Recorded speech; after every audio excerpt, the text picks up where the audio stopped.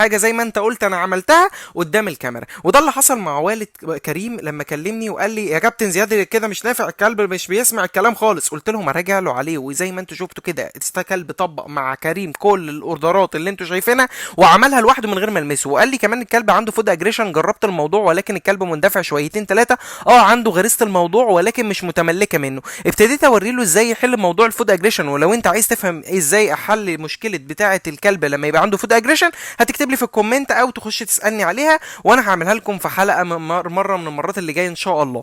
وده مايلو دلوقتي داخل على 4 شهور، وزي ما انتم شايفين كده الحمد لله وصلنا الليفل كويس جدا. وكان لازم ساعتها ابتدي ان انا اقول لكريم الله ينور على اللي هو عمله، وكان لازم يراجع اخر حاجه، وكان لازم برضه يعترف بغلطه ان هو ما كانش بيشتغل زي ما انا بقول، عشان هو لا كان بيخرج الطاقه زي ما انا قلت، ولا كان بيشتغل نفس الاوردرات زي ما انا قلت، ولا كان بيكسر اتجاهات. والحمد لله اثبتت الدليل. وخدوا بقى راي كريم. يا كريم،